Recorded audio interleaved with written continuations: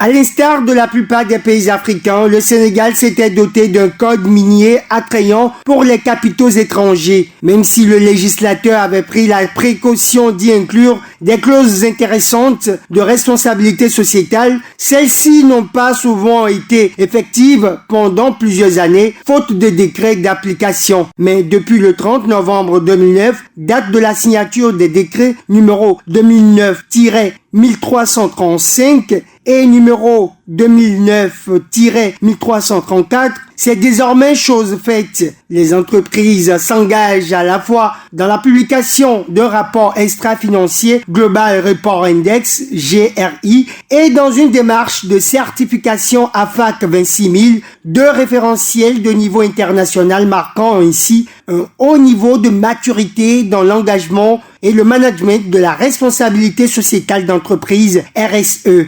Est-ce que la responsabilité sociétale des entreprises est respectée? La réponse, elle est oui, parce qu'il y a des choses qui se font. C'est-à-dire les entreprises dégagent de l'argent, justement, pour venir, pour assister ces communautés qui sont aux alentours de la zone dans laquelle elles exploitent. Mais est-ce qu'elle est faite, cette responsabilité sociétale d'entreprise, dans les meilleures conditions, disons dans la meilleure des façons? C'est un peu ça la question qu'il faut se poser. Vous pouvez donner un billet d'avion pour la Mecque à un vieux du village, à l'imam du quartier, mais est-ce que ça règle le problème de cette personne-là? Est-ce que ça règle le problème de son entourage? Est-ce que c'est un impact, disons, global que ce billet d'avion-là va avoir autour de la personne pour laquelle vous avez fait cette action? C'est un peu ça la difficulté. Vous pouvez dégager des milliards, mais vous les mettez où? C'est un peu ça la question qu'il faut se poser aujourd'hui.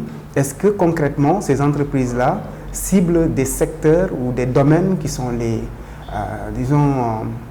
qui en ont le plus besoin? Quoique l'avènement de ces textes soit louable, il n'en demeure pas moins que les principes pour lesquels les organisations de la société civile OSC et des spécialistes se battent ne sont pas vraiment pris en compte. Il faut aller vers une RSE durable, c'est-à-dire faire des investissements dans les communautés qui vont permettre à ces communautés-là, même si la mine, s'il s'agit d'une mine, arrête de produire, que ces communautés-là puissent avoir les moyens de poursuivre l'exploitation, je ne sais pas, d'une chambre froide, l'exploitation d'un périmètre irrigué, l'exploitation d'un château d'eau qui les sort d'une soif ou d'un manque d'eau potable.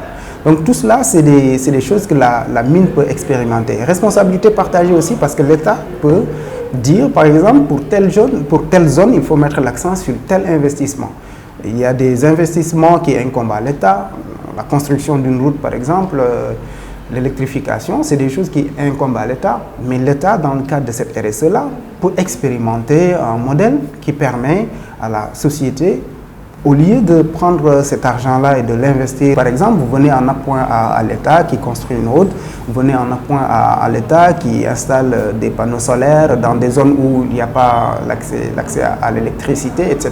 Selon plusieurs experts, la RSE est avant tout une démarche structurée marquée par 3 étapes successives. Il s'agit de l'intégration de la RSE dans le système de gouvernance en utilisant la norme ISO 26000 et les indicateurs du Global Report Index, la formulation d'une stratégie de dialogue parties prenantes et enfin la mise en œuvre de projets structurants RSE ayant un impact significatif sur les populations et en particulier les groupes vulnérables, l'environnement et le développement économique local.